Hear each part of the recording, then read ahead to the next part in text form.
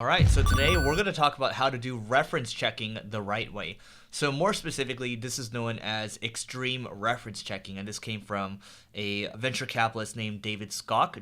That is Skok. Really recommend reading his blog. He's got a lot of cool things that he talks about, and this one stuck with me throughout the years. This one's known as extreme reference checking. So when you're hiring people, the interview only says so much.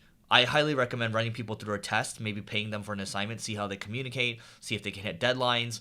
Because some people are really good at interviewing, but they're not good at doing the work, and vice versa, right? Some people don't know how to interview well, but they're amazing at doing the work. And even beyond that, what's more important is they got to be a culture fit too, are actually equally important, right?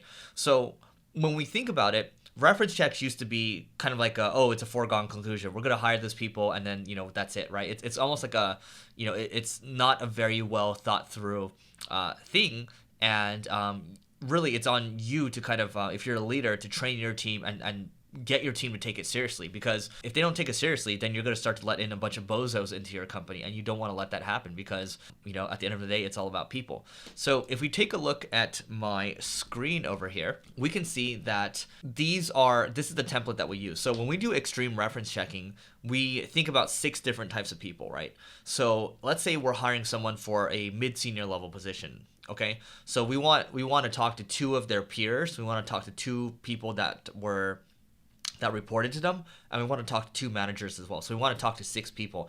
And if they can't pull up 6 people that will go to bat for them, you kind of have a problem there already, right? And so, when you do reference checking, what you want to do is you want to dig deeper. So what did they say in the interview that kind of sparked some red flags, or when they worked with you for a small test project, what didn't go so well, right? So you want to start to pull those things out, and you want to go deeper on them, right?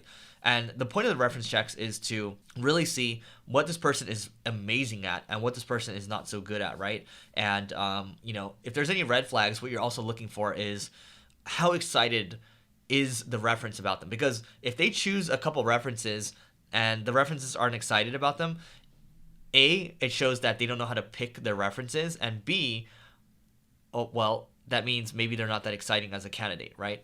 So because you're looking to hire A players onto your team.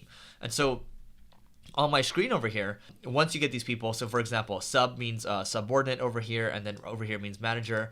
So, you get on the call and use a template like this.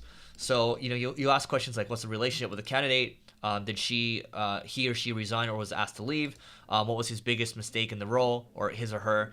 And then everyone seems to see eye to eye. And is there anyone that he or she didn't see eye to eye with? Now, I've done these reference checks, and by the way, I got these from that blog, and we've done these over the years, and we've done lots and lots of these, right? Only one time did someone ever get offended almost by our questions. So what I would say is, don't use my questions. I'm saying, like, I don't want to take responsibility for that. What I will take responsibility for is telling you to, take advantage of this extreme reference checking process, right? So you come up with your own questions. I'm just giving you some examples right here. Why was he or she not promoted further than the previous role? And then on a scale of 1 to 10, how likely are you to recommend them? So there's all these questions over here, right? But the key thing here is, if someone says something, such as, they had, maybe once in a while they would have a blow up. So I'm trying to pull that up right now. There's actually a second here. Here we go. So we've had blow-ups based on difference of opinion, but it was never personal. So, okay, tell me more about that. Why was there a blow-up? I mean, how is she when she blows up? Is it not that big of a deal? How was it, right?